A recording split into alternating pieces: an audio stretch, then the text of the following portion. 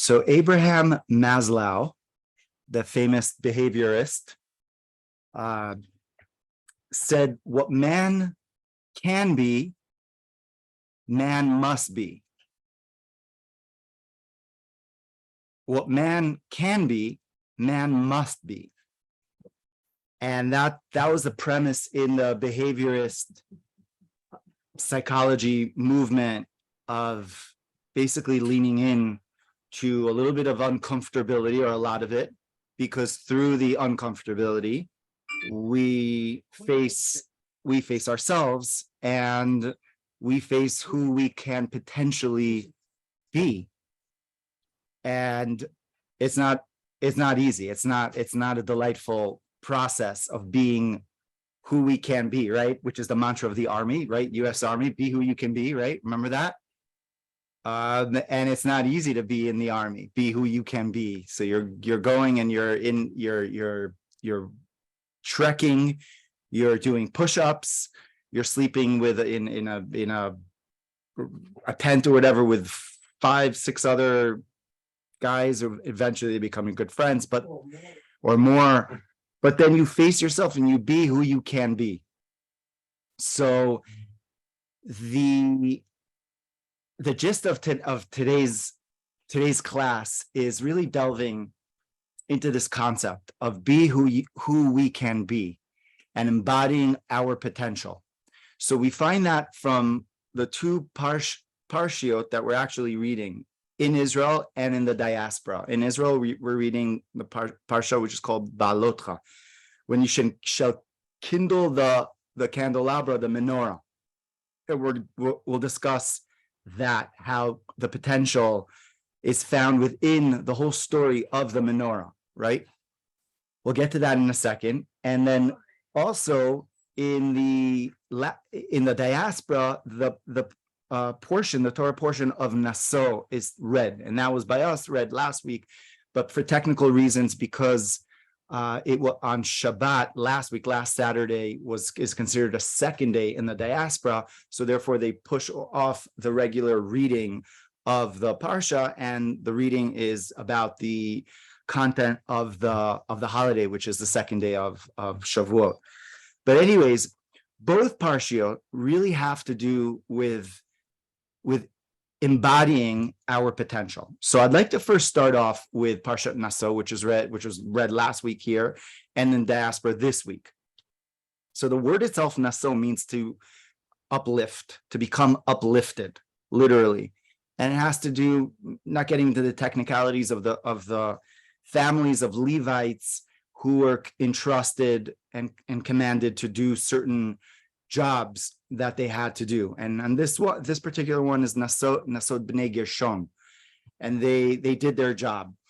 But the Parsha continues and talks about the gifts that the Nisim, who were the tribal leaders of the Jewish people, were of the 12 tribes, their particular gift.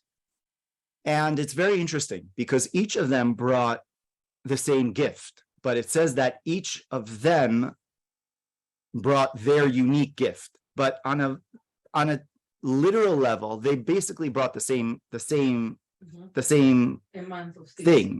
They brought the same thing, and yet the Torah, who usually does not waste words, and even in a little allegorical way, really nuances different things in the future, and there's whole tractates in the Talmud that really are just nuanced words in the script, in the biblical, in the Torah Shebichtav, which is later on learned out in the Talmud and what is called the oral Torah.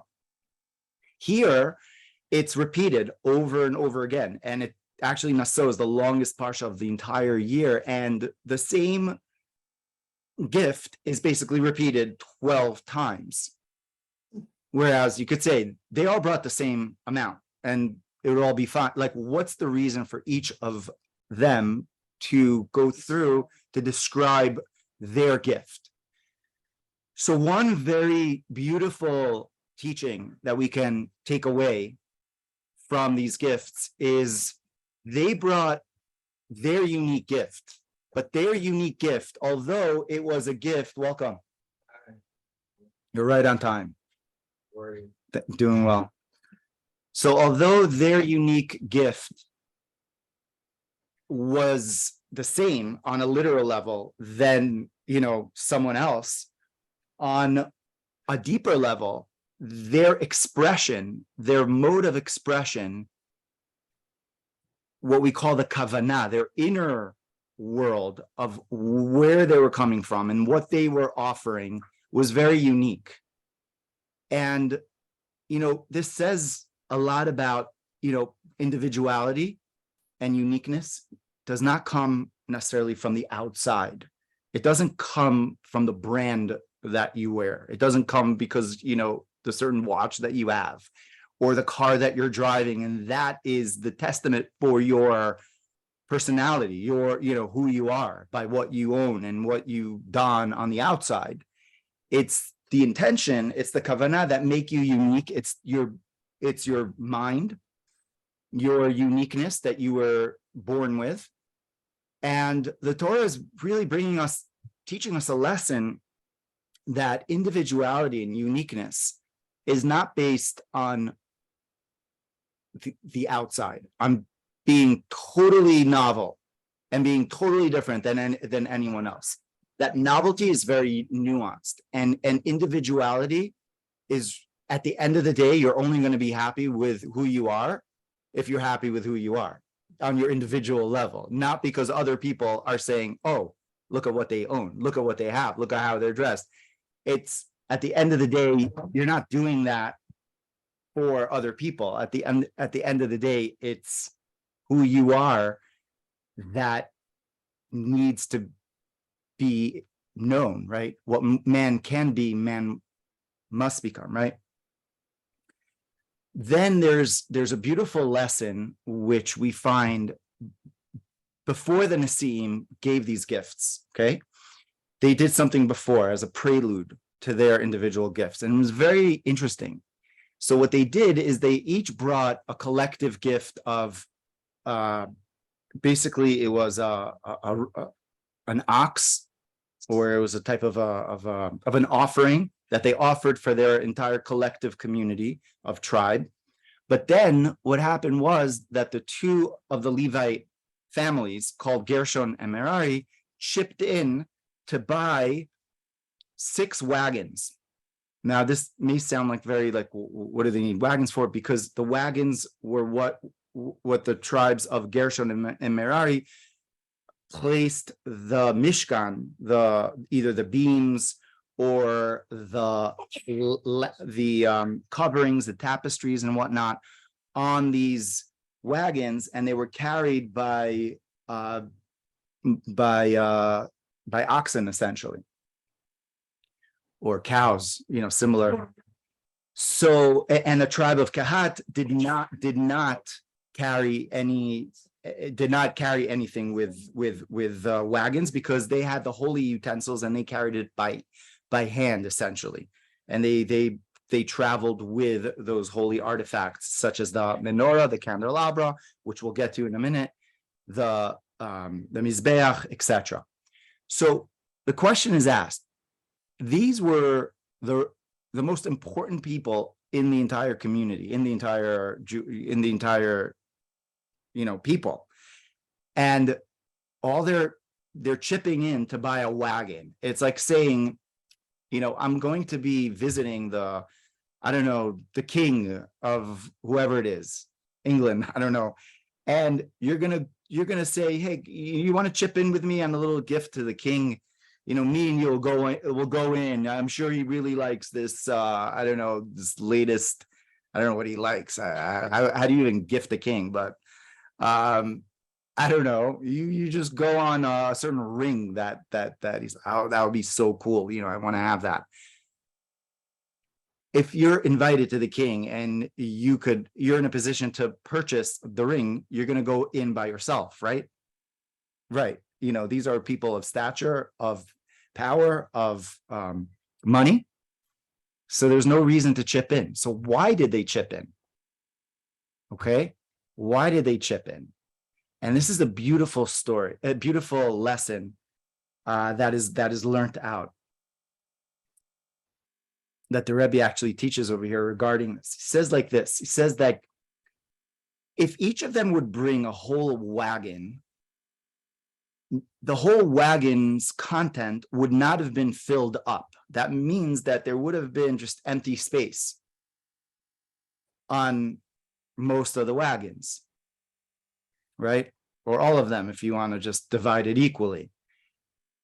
What's wrong with that? What's wrong with having empty space? And so he says the lesson is that when it comes to service of Hashem, right, what we call avodas Hashem, every part of the person, every part of ourselves needs to be utilized.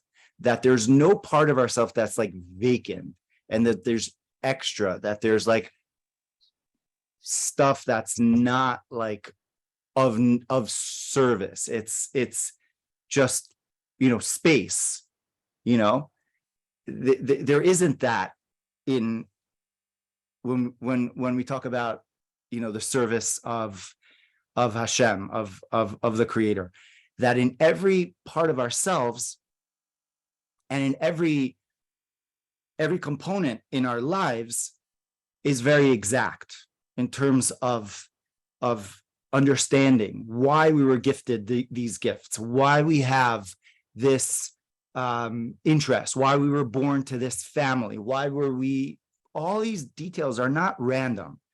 They're not, parenthetical to our essential story. Every part and every detail in our lives and every step in our lives is not a random occurrence. It's all part of who we are, teaching us that every detail and every part of our lives needs to be infused with meaning, with inner meaning. That without this inner meaning, we're devoid, and we're saying, well, today I'm just going to go fishing. Well, that has inner meaning because you're going fishing and you're having fun. You're serving God by admiring his beauty of the ocean, right? Spending times with loved ones, right? Or I'm going to sit in traffic. Not everyone's favorite there. But does that mean that this time is just void and it's meaningless because I'm supposed to get to where I need to get to in this time, which is uncomfortable, right? Within each moment, including the uncomfortable moments, Hashem is asking us to surpass and to actually find meaning in those moments, right? And maybe by looking to someone who's sitting next to you when you're in traffic, whatever, or maybe not getting so upset as much, right? Or there's a million and one things that we can, right, learn how to breathe better, right? Learn how to slow down a little bit. Like there's so many. We're standing in the grocery store. It's not like a vacant time that's just devoid. Every single part is our personality, is a part of who we are that is waiting to be expressed, because that's the Mishkan. Again, those wagons were there to express God's providence known in the world. And so every part of it is very, very exact. So that's the second lesson that we learn out about utilizing potential, our potential on a soul level, that we could say, and within time, and wherever we find ourselves is not random, right? It's not a random occurrence. It's something which is exact. What you learn and what you could take away, and what you could learn for the future, right? And those are all the meanings, latent meanings, which we're gifted with in the here and now, wherever we are. So, yeah, any questions, comments? Yeah. What's your name?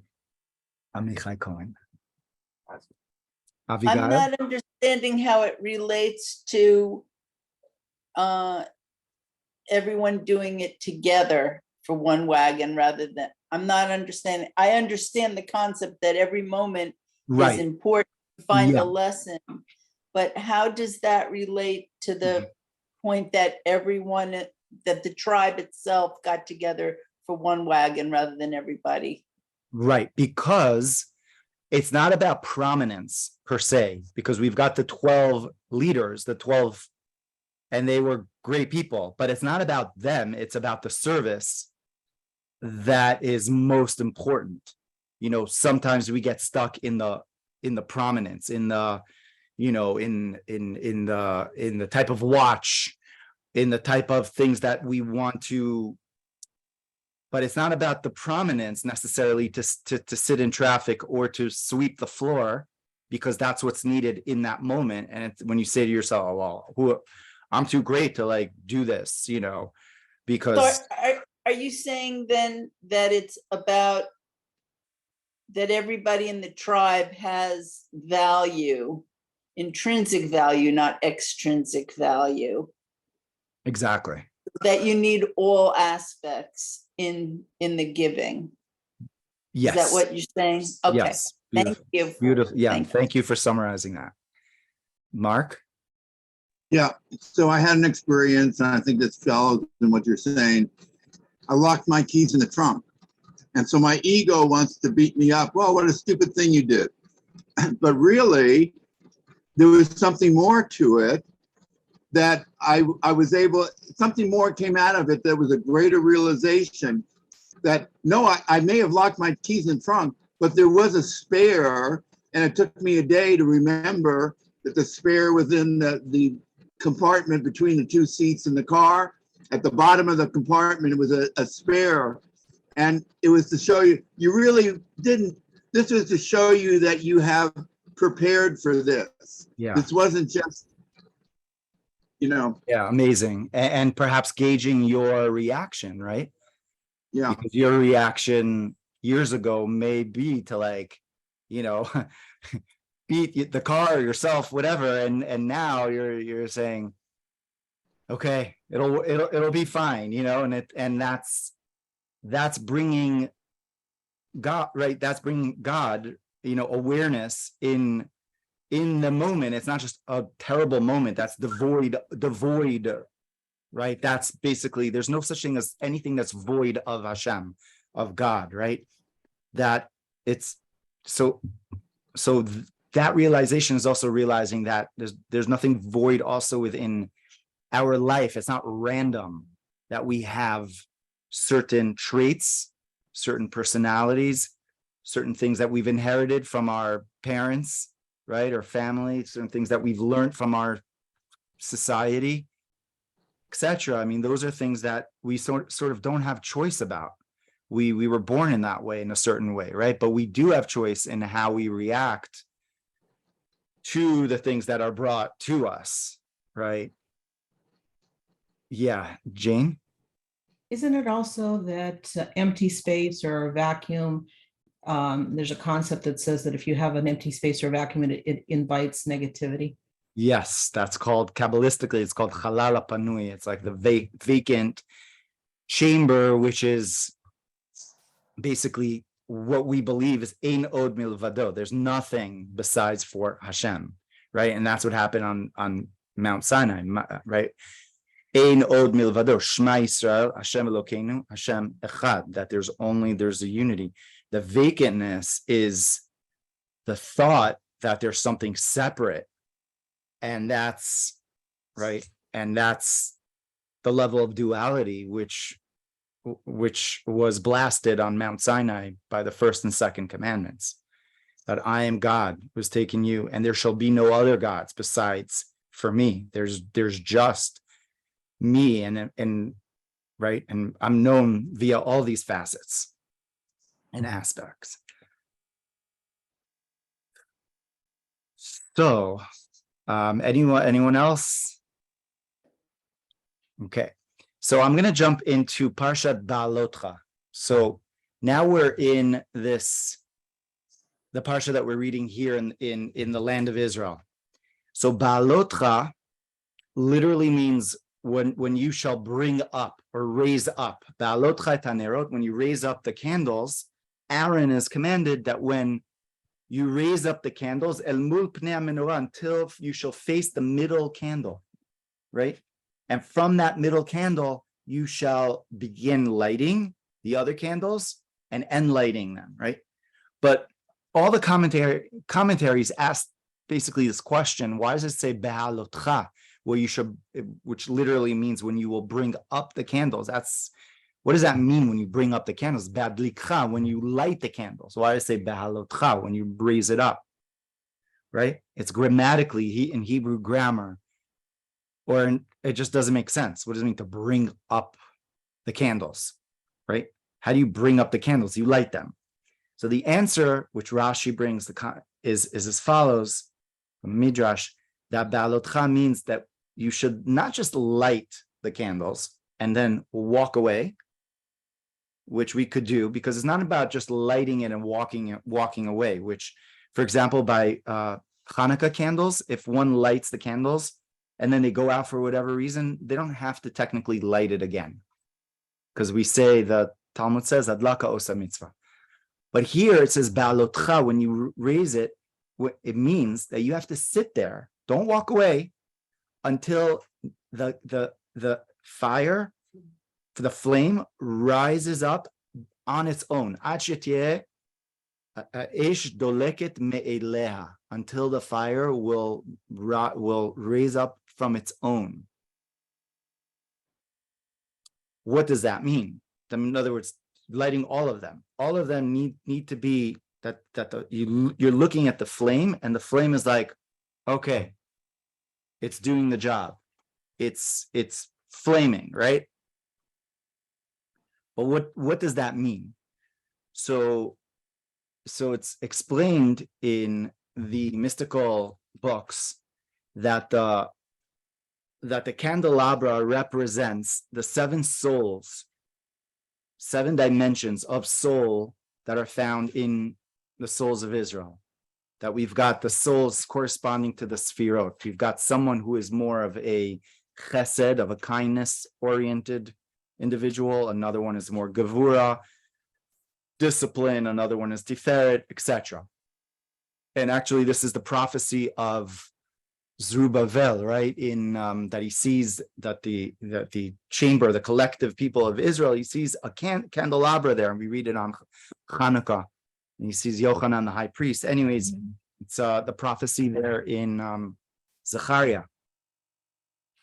So he sees that the collective community, assembly of Israel is compared to the candelabra, which is actually in Israel, the sign for the state of Israel, for Israel, is not the Magen David that's on the flag.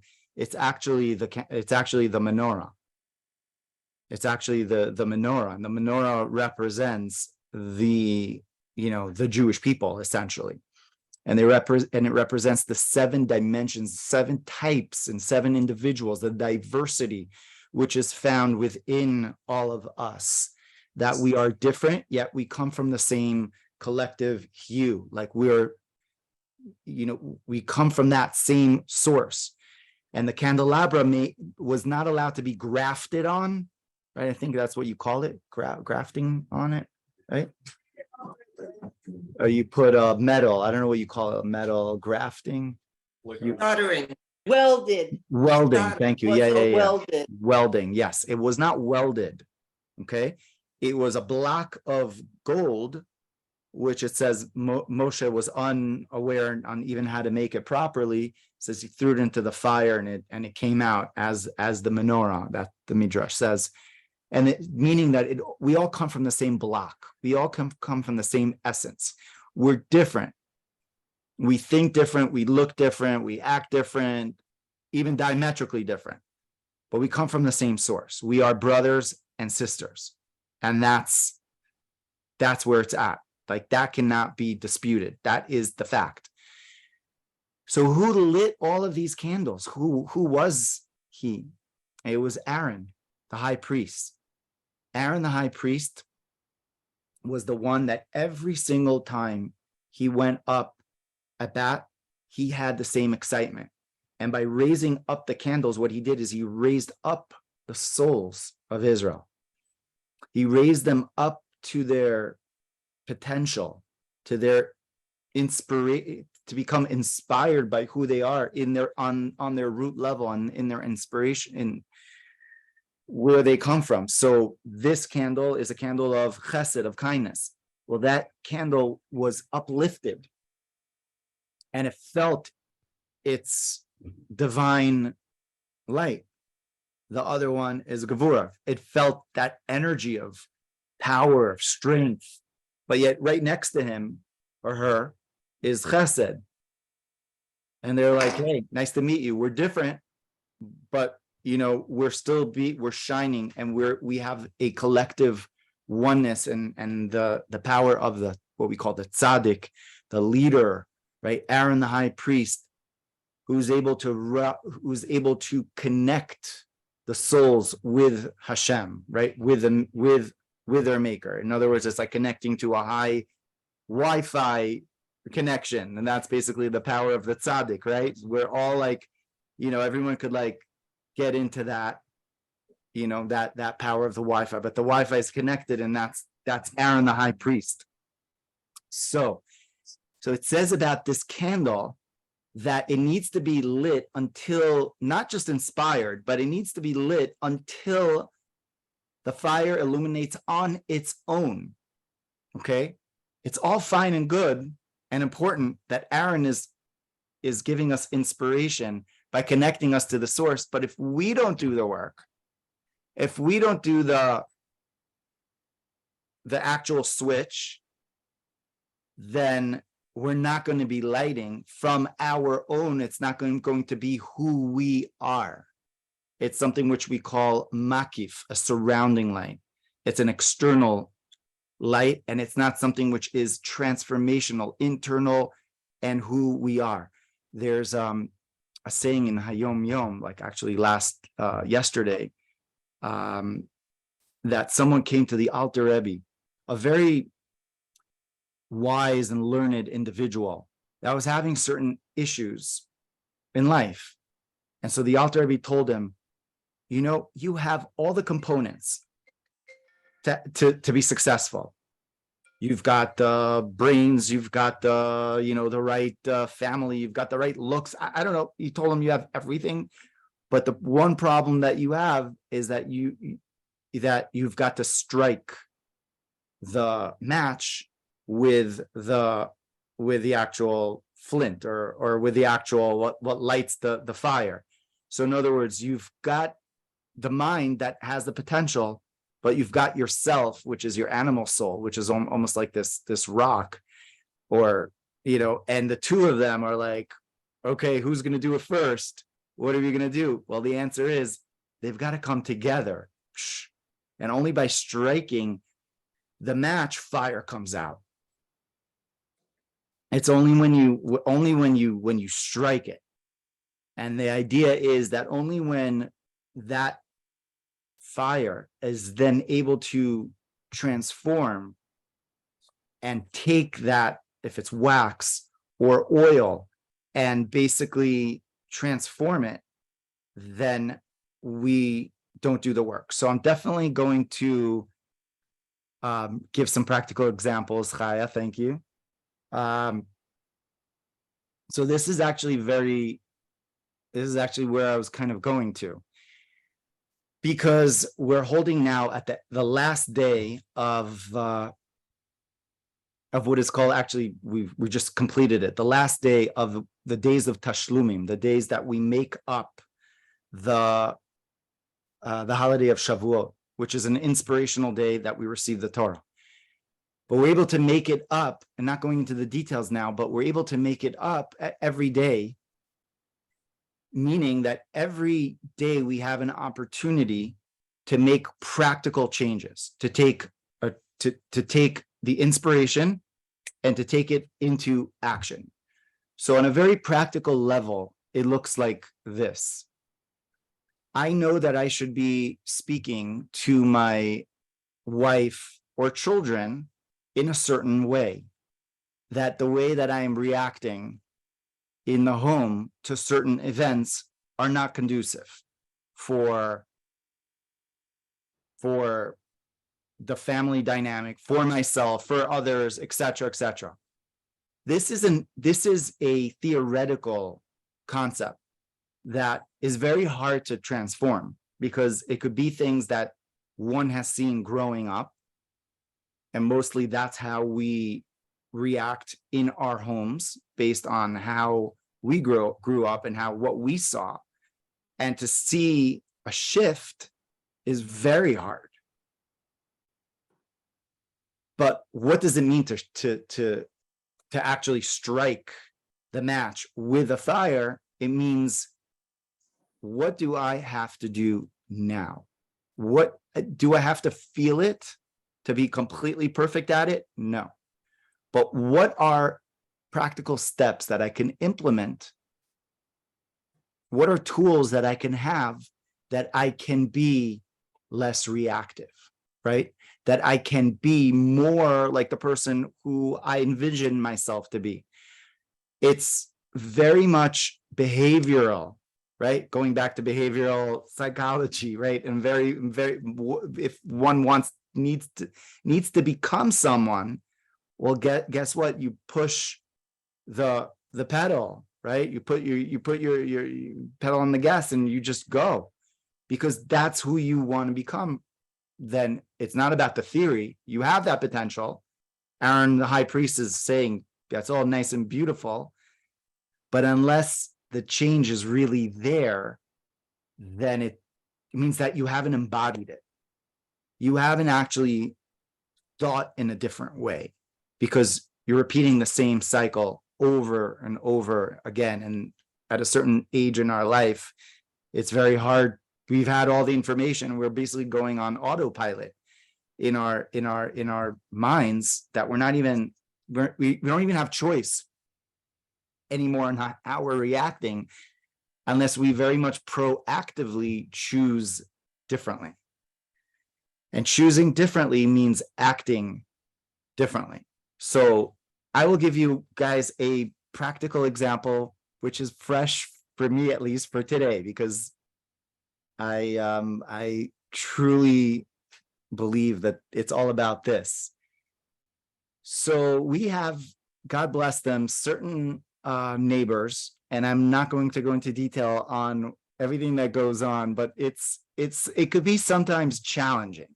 Let's put it that way, on certain levels, in terms of cleanliness, in terms of noise, in terms of just like that. There are certain dynamics within this family which are unfortunately a little bit of need of more compassion, put it that way, that they, right? Whereas coming from a certain, they should be like this, they should be like that. Why is it dirty over here or over that? Like, or why, coming from a place of compassion in terms, instead of judgmentalism, it, for me, was very challenging in this particular time. And I'm just sharing from a very practical, personal space. And I realized that if I want to shift my perspective, I have to embrace these individuals in a different light, in a compassionate light. And going back to what we were saying before, that's why God has specifically given me these neighbors, these individuals, because it's not by coincidence. It's obviously so I can have this compassion. But having this compassion means that I practically need to go out of my comfort zone to not just see the good, but to embrace, individuals who I would say, like, like, why would I even want to do this? But in order to affect any level of change, it just requires a drastic, different way of doing things, right? And another example, right? As a parent, there are certain children that are easier for parents, and there are certain children that are more challenging, right? Avigail, I see you like, yep, I know all about that. Yeah. Yep. And as parents, it's always easier to say, this is like it's just easier with certain children, right? And then with the children that it's harder for, versus what is my implementation? What's the game plan over here? Like, what am I going to do differently? How am I going to shift this relationship to make it better? Right? What are the steps that this child needs from me? Right? So, I have, God bless you, now he's 19, my son, second son. And, we went shopping today, and he happens to enjoy a little, like his beer, like a certain amount of beer. And we went out, and I'm like, you know what? We are going to buy the 6-pack, and we are going to have a father to son kind of relationship. Now he also learns, and he also does a lot of other things, and in my mind, I'm like, oh, I wish that we could study together and be like, have, and we definitely do on some level and will, but the relationship here is, this is the way to relate to him. And this is the way that I need to shift my approach to reach him. So I hope that was kind of practical and personal.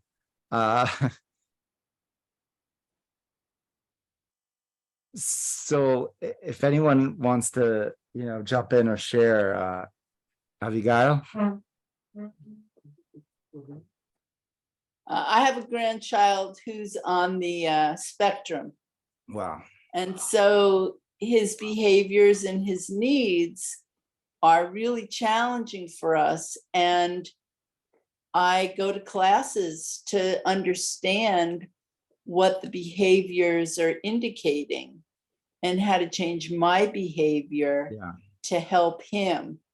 And I also had an experience with a neighbor who was doing something that was upsetting to me. So I approached him, I asked him if he would, not do something, and he like blew up at me. And I just said, look, I made a request and I'm gonna leave now. Then I saw him another time, he was calm, and I just listened to him, and I learned why he was doing the thing that was upsetting, is that he had a brain injury.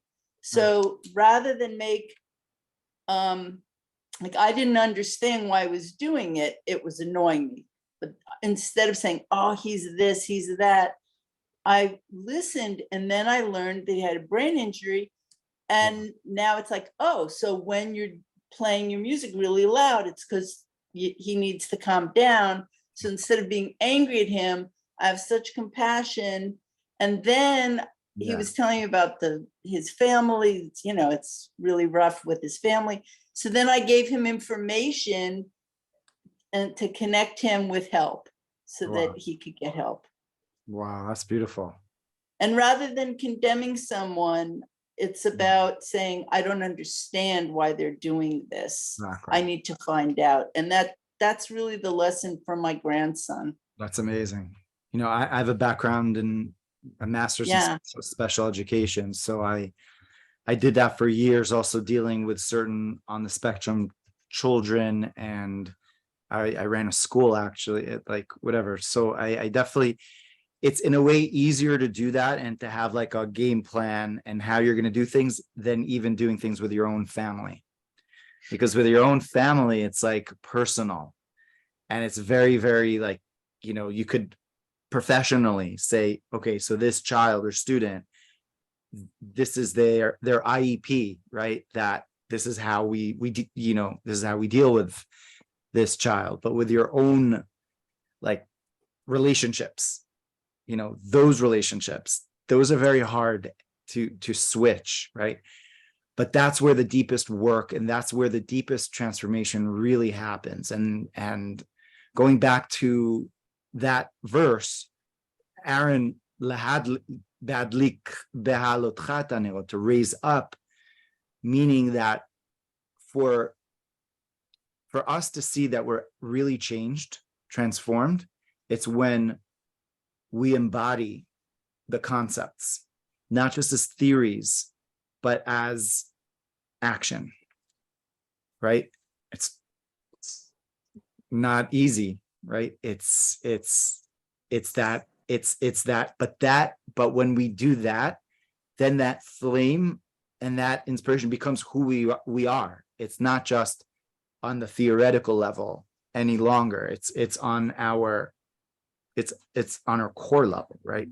Who we are as individuals.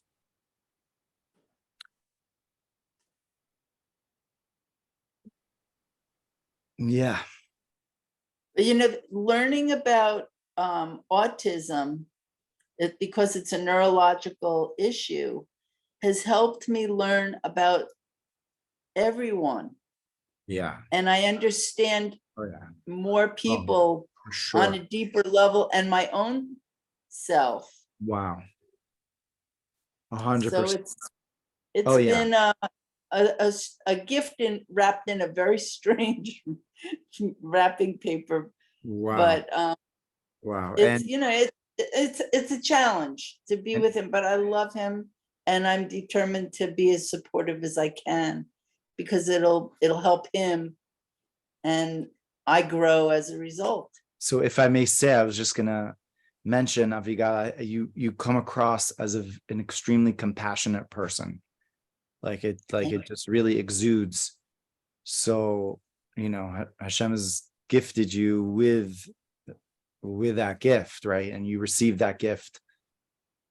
Wasn't easy for you to receive it, but it's a light. That's who you are now, and so too, in the other candelabra, the other branches of our menorah, right? We have other gifts which are waiting to be embodied step by step.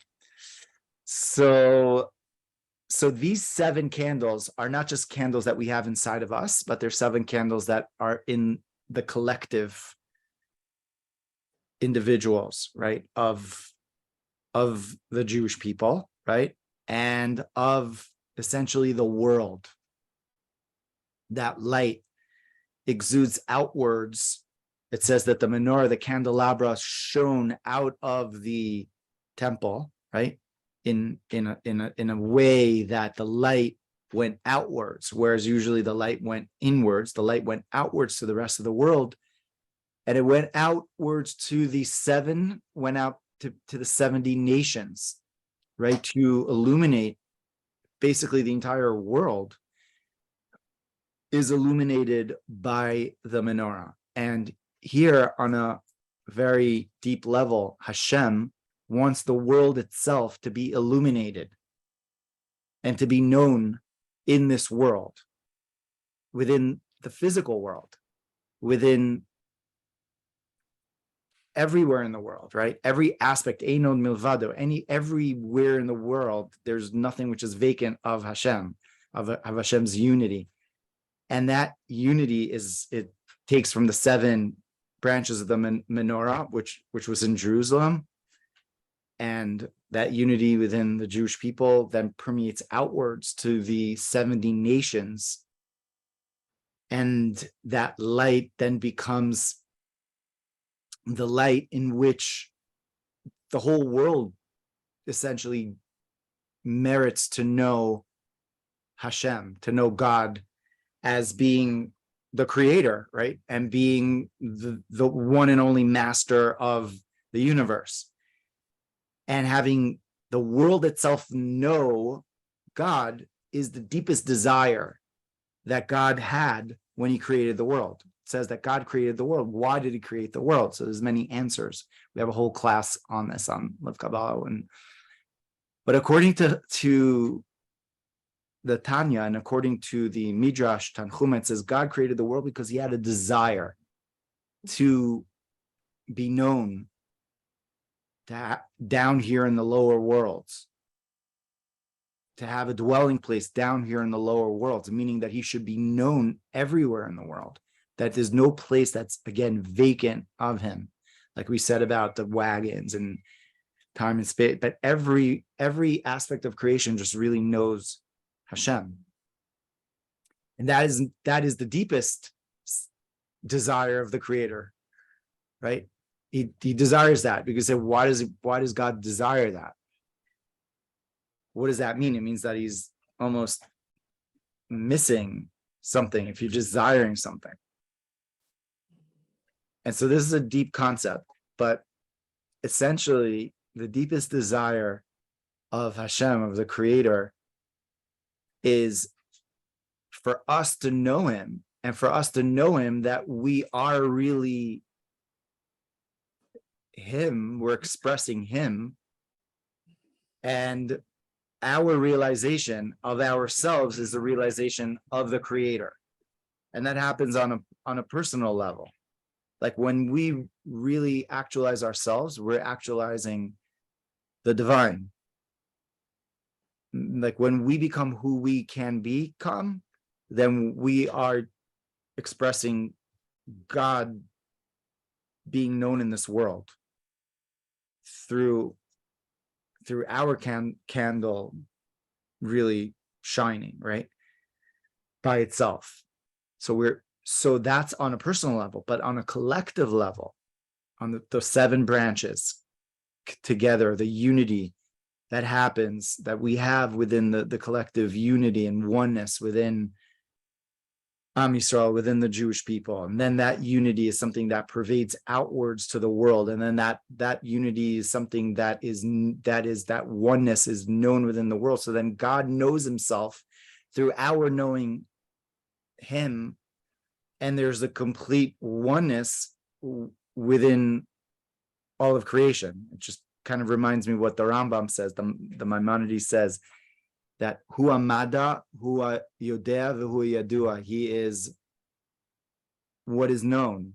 He is the knower, and he is the knowledge itself.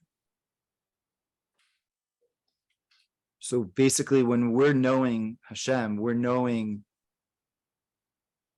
we're knowing something great, we're not knowing something outside of us necessarily. We're knowing him. We're knowing that part of ourselves that is knowing what we're knowing. We think it's outside of ourselves, but it really is inside of ourselves. And it's really godliness that's just really knowing all of this, because we're a part of a collective bigger knowing. That the individual knowing is just part of the Wi-Fi that really is the bigger knowing of it all. And that's right, that connection to the root of the candelabra. So this is really Mashiach. This is really redemption. This is like, when we talk about like what is going to happen, what is going to be during the days of Mashiach, it's essentially God knowing himself, and we are knowing ourselves, and we're really knowing God, that we are that expression of that collective oneness. And this is obviously something which can't be understood really on a cerebral level, because it's a very metaphysical connection that happened during Mount Sinai, that they're all one, Nasev and Ishma. They were all collectively together, like seeing the sights and knowing and that got it. I was going to your next. I wanted to protect you. It's been on you for like 10 minutes. Really? He was basking on that. Thank you. That right. That's also a part of the whole collective, right? The little bug, the little right, the little thing that we don't even know. It's all part of the whole collective oneness. So, yeah. So thank you. So may we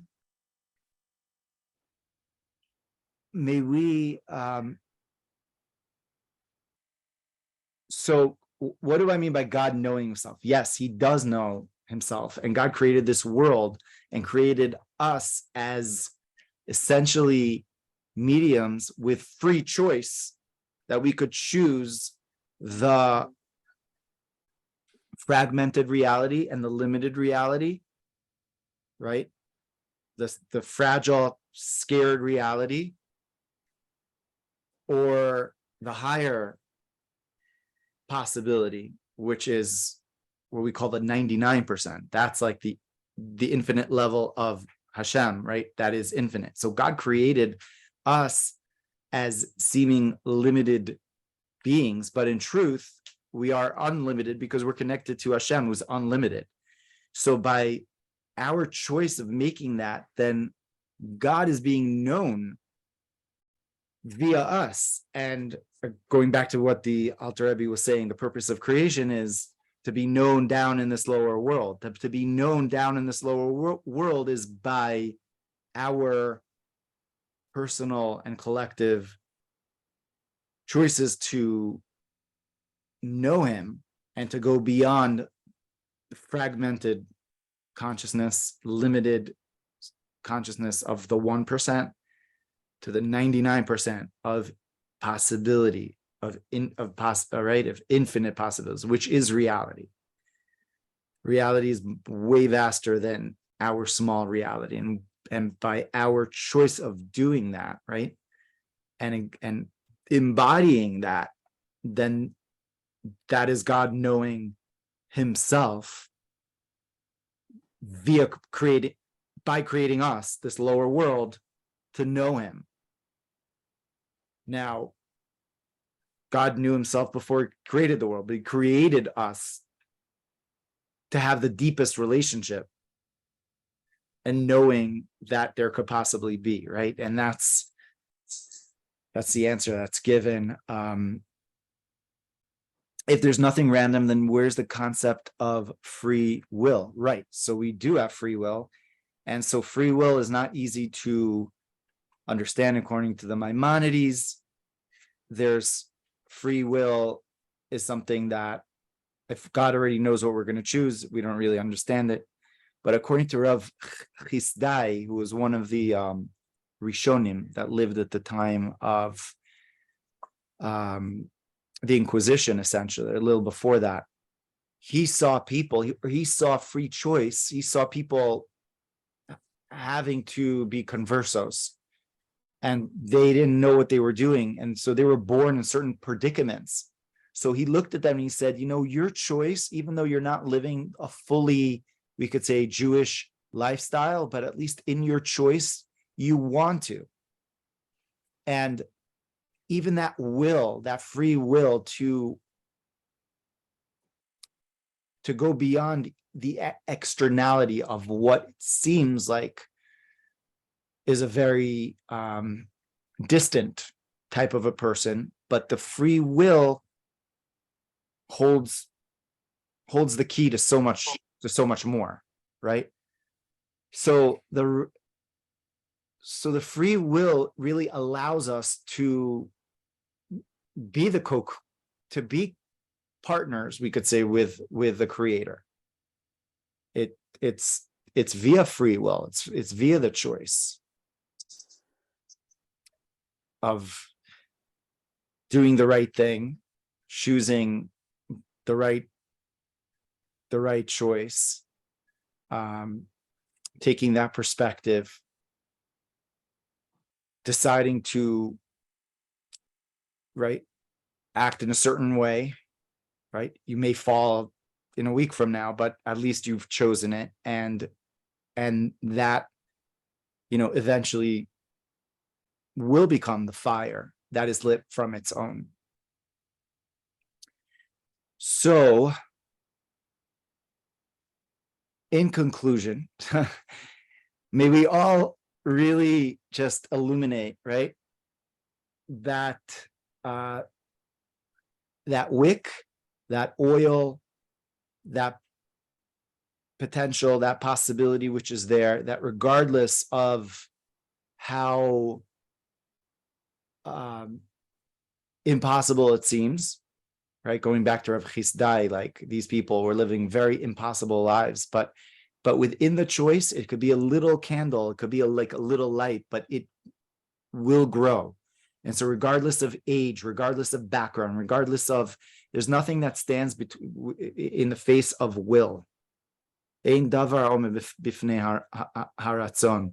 And at whatever age or predicament or times in our life, we can go back to that reset, and resetting that candle, resetting, and igniting, right? That fire, it may not be the same as when we were, or as I would like it to be, but still, like those conversos, they had a fire in wherever they were living, in whatever mind's eye that they were at, from their, gauging their perspective from that window. There's a lot there. There's a 99% that's there. And as long as you have that 99% vantage point to the window of like seeing that possibility, then that's the formula of igniting that light, not bashing the darkness, but bringing in more light, right? Bringing in more light and using that to as the majority factor of who we are, right? Yeah. Baruch Hashem. I just want to say there's a book, I can't remember the author, but it's been talked about a lot lately. She's a psychologist who went through the Holocaust. The title is Choice is Something, right? Oh yeah, I've read that. Yeah, by Eva, what's her name? Evelyn. She yeah, I know what you're talking about. Yeah. And I was listening to an two interview of her books with Oprah was interviewing her. Right. Yeah, I heard that. Yeah. Describing the whole thing she went through at the Holocaust and what she went through afterwards, and how she was making choices all along to be the better person and to do some little act of kindness or some little thing that reminded her of her humanity or reminded other people of their humanity. And she does not look back at that time with bitterness, but the whole thing as a lesson that made her the person she is and stronger. It's a remarkable book. It speaks to everything you're talking about. Yeah. Thank you for sharing. I read that book like a couple of years ago. Tremendous, terrific book. If I remember, I'll if you remember it, share it. Okay. Reminds me of Viktor Frankl as well. Yeah. Right. Thinking of that while you were talking. Right? Exactly. Search for meaning and all of that. Exactly. Which goes into the behaviorist, actually, that very much, logotherapy and the behaviorist psychology very much are intertwined in, that choice and changing actually, based on that. This is all very dear to my heart. Yeah. I mean, tremendous. Wow, great. All right, my friends. So I want to wish you a Shabbat Shalom, many blessings.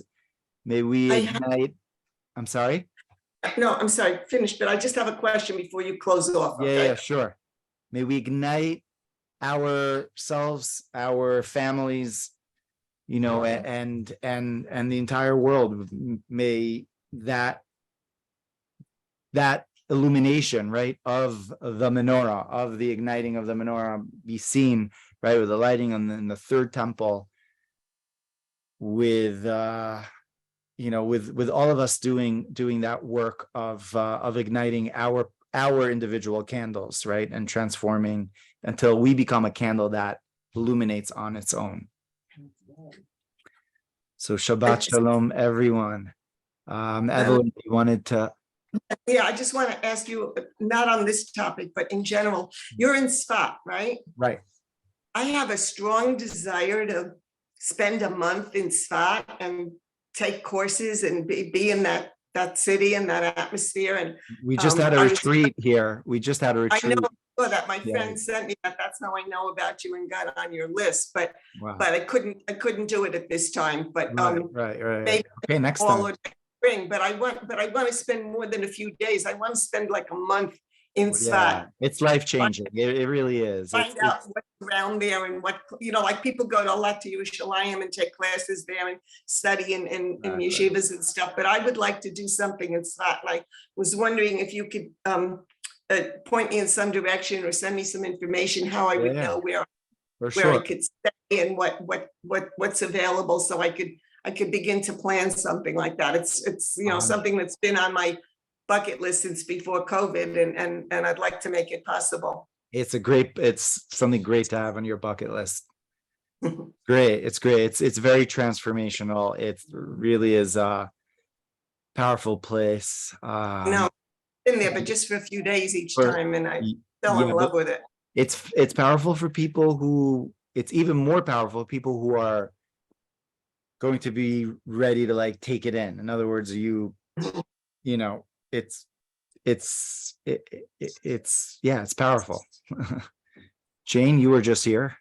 It's a big difference, Evelyn, from being there for a couple of days versus being there and living there we were there for a week.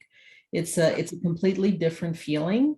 And I think the rabbi has plans to make these kinds of systemic retreats available. And I know that, as a team, I think we're going to be starting to put together those kinds of events for individuals and for teams to do that. And it is amazing in that when you are there with somebody like Rabbi Cohen, who knows all the people there and, is kind of, and you're living there as not as a visitor, but as a resident for a week, it's a different way of looking at it, and it's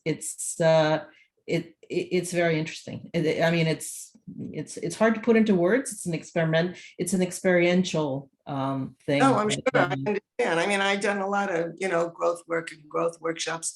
I know Shifra lives in Tzfat now too, Shifra Hendry. And I thought that she lives in Tel Aviv. Or no. She lived in Jerusalem and she moved to Tzfat. And I know she has connections with all kinds of people. I think that's how my friend came in connection with Rabbi Amichai. But I just know there's a lot going on in Tzfat, and I would like to be a part of it. Yeah. Well, Okay, so there aren't that many 5-star hotels, so I will. Looking for that at all. There's Just 10 no 10 bathroom, stars. not a bathroom down the hall either. No, right. Okay, right. That we can handle. Not a youth Right. hostel. Right. Okay. Although there are some great youth hostels. Someone who has a house and rents a room, or some kind of little whatever, I don't know, something where I could stay up, because I obviously can't afford a month or two in a hotel. So some kind of arrangement where I could There stay. are plenty. Yeah. All right, great. Very good. All right, thank you. All right, everyone. Blessings. Shabbat shalom. Shabbat shalom. Shalom.